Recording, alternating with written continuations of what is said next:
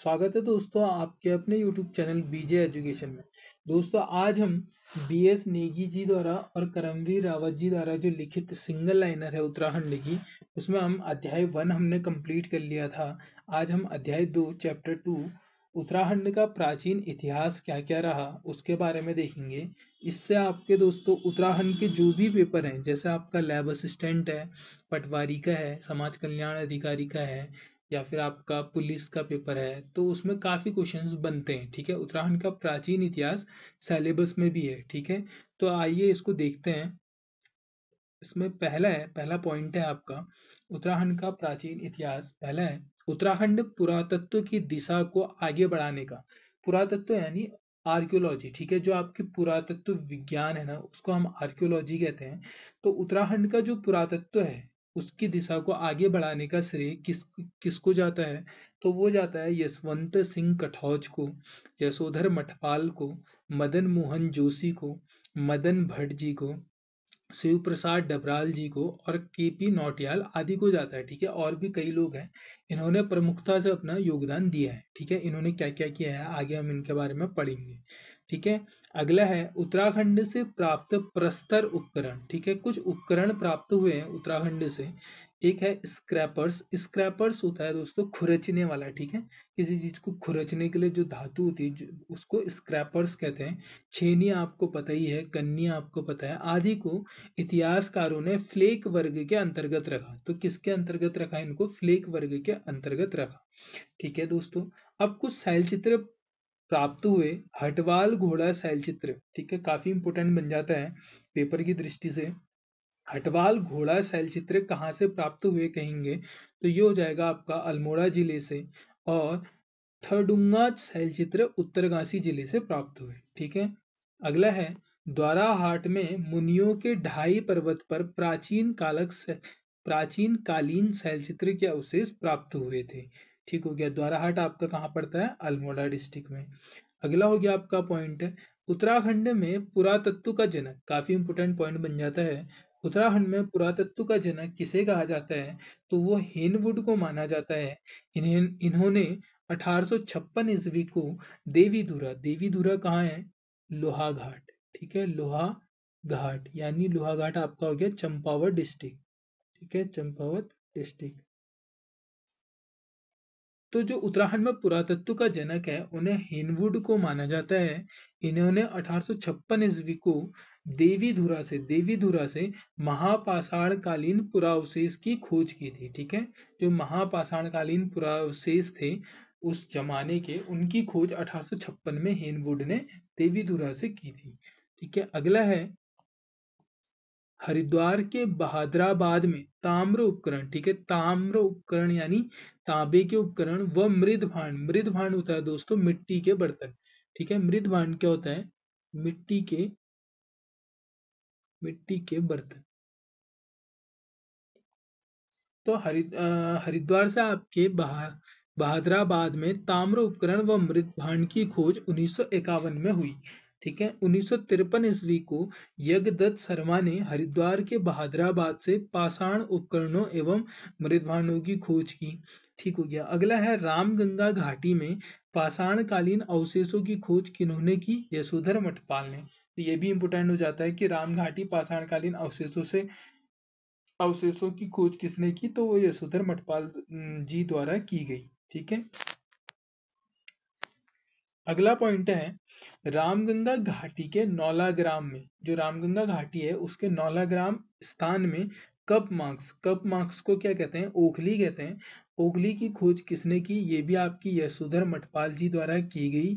मेहरू उडियार कहाँ स्थित है अगर आपसे पूछा जाता है तो ये है आपका रामगंगा घाटी में। ठीक है, अगला पॉइंट है चित्रित धूसर मृदभांड के साक्ष्य। HNBGU Hemvati, Nandan Bahuguna, Garhwal university.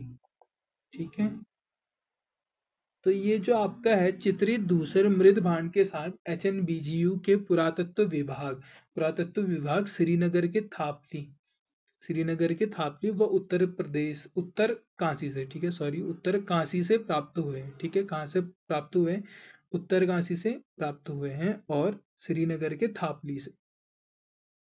अगला प्रश्न है, भारत में चित्रित धूसर मृदमान संस्कृतियों वाले स्थानों में घोड़े के अवशेष प्रमुख रूप से पाए गए हैं।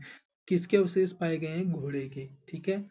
कुमाऊं विश्वविद्यालय ने रानीखेत के पास दनखल गांव में 1998 ईस्वी को एमपी जोशी व डीएस नेगी के संरक्षण में उत्खनन करवाया था। ये तो खाली कराया था, इसका कोई इंपोर्टेंट पॉइंट नहीं बनता है। अगला है, उत्तराखंड से प्राप्त लौह उपकरणों में सर्वाधिक प्राचीन उपकरण क्या है? तो वो है लौह फलक। क्या है? लौह फलक। ये काफी इंपोर्टेंट बन जाता है आपका। 5 ताम्र मानव आकृतियों की खोज नैनीताल में कब हुई थी? 1999 ईस्वी को हुई, ठीक है। और ये भी आपका इंपोर्टेंट बन जाता है कि मंगोली शैलचित्र का संबंध किस डिस्ट्रिक्ट से है? तो ये है आपका नैनीताल डिस्ट्रिक्ट से, ठीक है। अगला पॉइंट है आपका, 1986 में अल्मोड़ा जनपद से भी एक ताम्र उपकरण की खोज हुई थी, ठीक है। तांबे की नगरी भी किसे कहा जाता है? अल्मोड़ा को कहा जाता है, ठीक है। अगला है, मोर ध्वज में उत्खनन का कार्य। मोर ध्वज में उत्खनन का कार्य 1887 ईस्वी में किसने करवाया था? एम मरखम ने कराया था, ठीक है। 1919-20 में दयाराम साहनी ने उत्तराखंड के मंदिरों का अध्ययन किया, जिन्होंने 1921 में हड़प्पा संस्कृति की खोज की थी। दयाराम साहनी कौन थे? हड़प्पा संस्कृति, ये है आपके दयाराम साहनी, ठीक है। इन्होंने क्या किया था? 1921 में हड़प्पा संस्कृति की खोज की थी, ठीक है। और हड़प्पा संस्कृति किस नदी के किनारे थे? तो इंडस नदी, यानी सिंधु नदी भी कहते हैं इनको, और इंडस सिविलाइजेशन कहते हैं ना इंग्लिश में, सिविलाइजेशन, ठीक है। हड़प्पा सभ्यता कहते हैं, ठीक है। जो पहला नगर खोजा गया था वो हड़प्पा था, इसलिए हड़प्पा सभ्यता इसको कहा जाता है। वैसे अन्य नाम सिंधु घाटी सभ्यता भी है, ठीक है। ये हो गया, दयाराम साहनी ने उत्तराखंड के मंदिरों का अध्ययन किया था 1919 और 20 में। अगला है, 14 नृतकों का सुंदर चित्रण कसार देवी शैलाश्रय अल्मोड़ा से प्राप्त है। 14 नृतकों का सुंदर चित्रण है कसार देवी में, यह अल्मोड़ा से मिलता है। और कसार देवी मंदिर किस पहाड़ी में है? काफी बार पूछा ये है, तो ये है आपकी कश्यप पहाड़ी में। कहाँ है? कश्यप पहाड़ी में। अगला है, महास्म संस्कृति, ठीक है। महास्म संस्कृति से संबंधित आकृतियां द्वाराहाट के चंद्रेश्वर मंदिर के दक्षिण से प्राप्त हुई। यहाँ से लगभग 200 कपमार्क्स, 200 कपमार्क्स मतलब 200 ओखली 12 समांतर पंक्तियों में खुदे मिले, यानी 12 एक समांतर पंक्तियों में खुदे हुए मिले। कितने? 200 ओखलियां, ठीक है। महास्म संस्कृति की आकृतियों की खोज 1877 में, कितने में? 1877 में रिबेट कॉर्नक द्वारा की गई। किसके द्वारा की गई? रिबेट कॉर्नक द्वारा। कपमार्क्स का संबंध महास्म संस्कृति से है, ठीक है। कपमार्क्स यानी ओखली का संबंध किस संस्कृति से है अगर पूछा जाएगा, तो वो हो जाएगी आपकी महास्म संस्कृति, जिनका सर्वप्रथम उल्लेख कॉर्नक ने किया, ठीक है।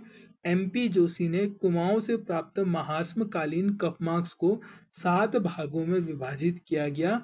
टॉक मूल्य जनजाति को महास्म कालीन बताया था, ठीक है।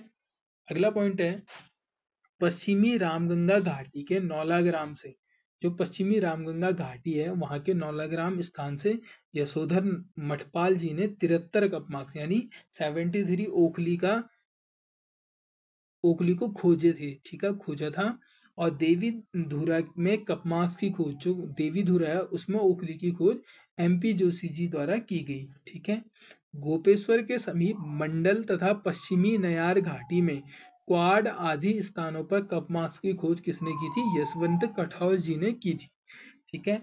शिष्ट महास्म संस्कृति में पत्थर से बनी संरचना थी जो मकबरों के रूप में प्रयुक्त होती थी। शिलालेखों,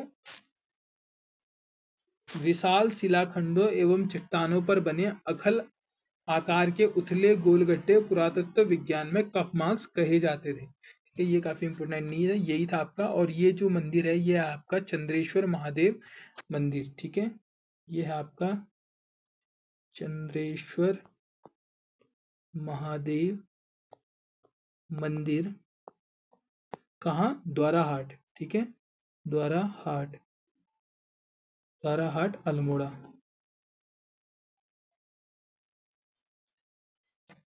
ठीक हो गया। तो दोस्तों ये आपका आज का वीडियो हो गया। अगर वीडियो आपके लिए थोड़ा भी इंफॉर्मेटिव रहा है तो ज़्यादा से ज़्यादा शेयर कीजिए, जो भी आपके उत्तराखंड की तैयारी कर रहे हैं।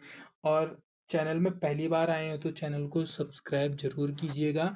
आगे हम इसके वो भी पढ़ेंगे, अब एमसीक्यू भी देखेंगे कि किस प्रकार के एमसीक्यू पूछे जाते हैं। और जो हमारा कल का वीडियो रहेगा वो रहेगा उत्तराखंड की जो पुरा प्रजातियां हैं, कौन कौन सी प्रजाति आई और कौन कौन से जो आपके वो थे वैज्ञानिक कहें या फिर आपके व्यक्ति गए हैं जिन्होंने, जैसे शिव प्रसाद डबराल जी हैं, बद्रीदत्त पांडे जी हैं, इनके अनुसार या फिर जॉर्ज ग्रियर्सन के अनुसार कौन सी प्रजातियां सबसे पुरानी थी, उसके बाद प्रजातियों का क्या क्रम रहा, ये हम अगले वीडियो में देखेंगे। चैनल में बने रहें, मिलते हैं अगले वीडियो में, तब तक के लिए अपना ख्याल रखें।